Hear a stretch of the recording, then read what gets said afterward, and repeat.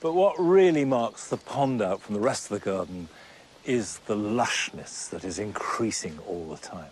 And these marginal plants, either in the water or on the water's edge, are part of the delight of the season.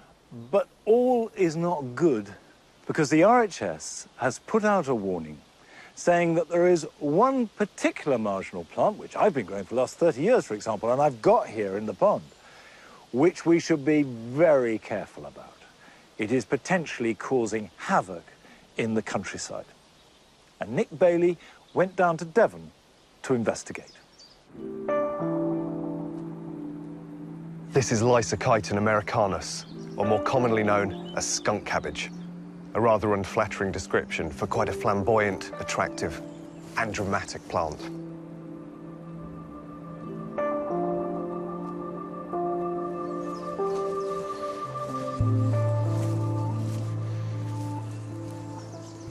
Skunk cabbage is from the arum family, and it gets its name for a very good reason. Its leaves and its flowers have the most repulsive smell. It's sort of a combination of rotting meat and vegetables. But the plant isn't producing that smell just for the hell of it. It's to draw in pollinators. So certain bees and beetles are attracted to that nasty skunk-like smell. And that's why the plant gets its name, the skunk cabbage. It was introduced from the USA over 100 years ago. And it's grown predominantly in marshy, boggy ground, where gardeners wanted to take advantage of its early bright yellow flowers and big exotic-looking foliage. Apart from the unsociable smell, this plant has another problem. It's an alien. From March last year, the EU labelled the skunk cabbage as an invasive species and banned the exchange or sale of it. The reason that the legislation is in place is that skunk cabbage is running amok in our countryside, and it stands a real chance of wiping out native plant species, and it's particularly prolific in waterways and ditches. Skunk cabbages growing in gardens are dropping their seeds into streams and ditches. The seeds float off into the wild, where they germinate, and the plant flourishes. The problem is now so bad that it's in danger of being out of control and overwhelming our landscape. There's even a colony romping away in Snowdonia, where it has no problem thriving, as it has an uncanny ability to thermogenesize, or generate heat, up to 35 degrees, so it can melt its way through ice and flower while the ground is still frozen. Part of the legislation, we'll ignore Brexit for now, states that gardeners who already have it in their garden must ensure it doesn't spread any further. Which is where Michael Pell comes in. He's been growing it in his garden for over 25 years. Pretty lush.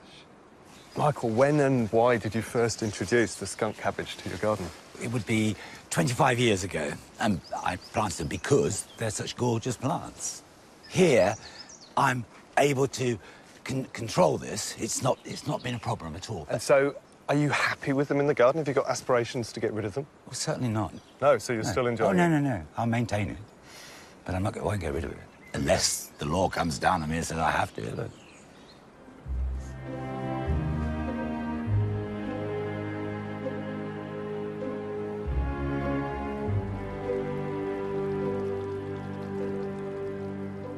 Now, Michael, the skunk cabbage is all over your garden, but it's particularly effective here, and I guess that's because the soil's so damp, it's humus-rich, it's full of nutrients. As gardeners, we've got a responsibility to prevent it from spreading around. Oh, yeah, certainly. And I suppose seedlings like this, removing seedlings, is one way of doing it. The other technique is about preventing the seeds from spreading. Of course, they go up and down watercourses. When do you tend to do that? How do you do that? As soon as the flower is finished, before it goes to the big pod, as you can see there, come along and cut them off. So, just removing this at the base, we can see that it's been pollinated. The spath, the yellow bit on the back, has fallen away, so it's at that moment that it's going to start forming seeds. So by taking it away now, we prevent those seeds from developing, I suppose prevent it from escaping any further into the wild. And then these need to be taken away. taken away and left to dry before you burn them. Really. Managing is key. Stopping the plant from going to seed is one way of controlling it. The other is to dig it up. Now, Michael, it's parts of the garden where you want the skunk cabbage, but here you're trying to keep it under control. We've got enough down here, yeah. Now, this is a relatively small plant, but already we're struggling to get down into those roots to lift it out. Down the bottom. Ah, there's some movement. They have to be so careful it doesn't break off. OK. Let's think. Such a clay soil. There we are. Wow, there we go. And look at those roots. They're just incredible. And of course, these are contractile roots, which means it's got that extra survival ability that it can draw itself deep into the soil, which can make a plant like that almost impossible to get rid of, can't it? Exactly. Yeah, so really important. And I guess as well, this is the ideal season. It's just flowering now, just producing little spadix in the centre there, but no seed formed yet. How do you actually sort of eradicate these finally once they're out of the ground? A compost bag, lay it out in the sun, lay those on the top and let them dry, and then I burn them. Wow, so that's total eradication. It's eradication, yes. I mean, this plant represents a real dichotomy. In the garden, well managed, it's a good plant. But of course, if it escapes into the countryside, it presents a real risk to our native flora.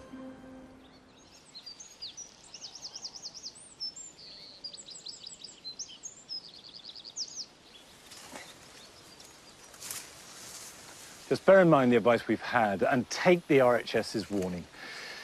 These are potentially going to clog up the waterways of our countryside. So cut them off. And if you've got it in your garden now, do so this weekend. And I will dry these and either put them in the bin to be taken away and disposed of or burn them.